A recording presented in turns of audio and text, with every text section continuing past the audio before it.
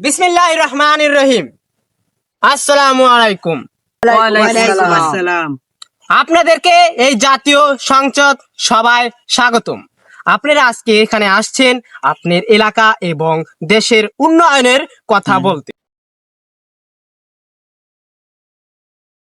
প্রথমেই আপনাদের মাঝখানে বক্তব্য প্রদান করিবেন ১ নং ছাগলনাইয়া এমপি, ডাকাতদের সাবেক সর্দার, চোরদের চেয়ারম্যান তানভীর ইসলাম বালবীর। তার বক্তব্য এখন প্রদান করিবেন। তানভীর ইসলাম বালবীর, আপনাকে 2 মিনিট সময় দেওয়া হচ্ছে। আপনি আশা করি 2 মিনিটের ভিতরেই সব কথা বলতে পারবেন।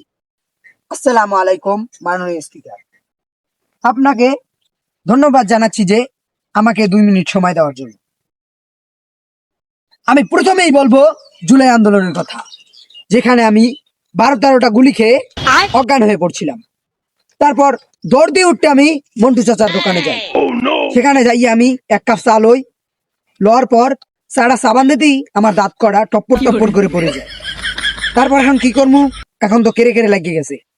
তারপর আমি কামারের দোকানে যাই। সেখানে যাইয়া কয়লা দিয়ে আমার দাঁত কড়া বান্ধাইয়া নি। এই দেখেন মাননীয় স্পিকার, আমার দাঁত এখনো বান্ধানো। মাননীয় স্পিকার, তারপর আমি কেন বিচার পাইনি? কেন আমি বিচার পাবো না? আমরা এই প্রসঙ্গে কোনো কথা বলি নাই। আপনি আপনার এলাকার উন্নয়নের প্রসঙ্গে কথা বলেন, আপনি এই প্রসঙ্গে কথা বলেন না। মাননীয় স্পিকার, দুঃখিত। মাননীয় ম্যাডাম, এই রাম ছাগলটারে কি এর আমি বক্তব্য দিতেছেন? ওরা শট মারি বাইরে ফাটাইছেন, কথা কইতে না। এবারে তুই রাম ছাগলের না লাভ দিস কা? চাপিবা, তোরও যেরম অধিকার ওর হেরম অধিকার। তুই চাপিবা। আপনি আপনার কথা বলেন। মাননীয় স্পিকার, আমি তো সেটাই বলতে চাচ্ছিলাম যে আবু সাইদকে পুলিশের মাননীয় সংসদ সদস্য, আপনার সময় শেষ। আপনি হুগা চাপে বসে পড়েন।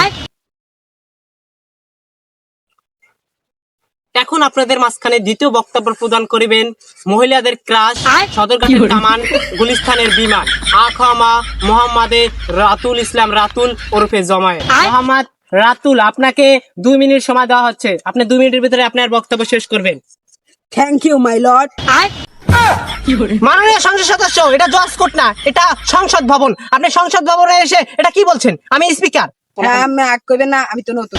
মাননীয় স্পিকার, আপনার কাছে আমার জোর গলায় একটি কথা বলতে চাই যে আমরা পাকিস্তান থেকে আলু, পেঁয়াজ, রসুন আমরা পাকিস্তান থেকে আনতে চাই, কারণ তারা আমাদের বন্ধু। আরো একটি কথা বলতে চাই যে তারা আমাদের এত বড় বড় কেলা গাছের মিসাইল দিয়ে আমাদের সহযোগিতা করছে।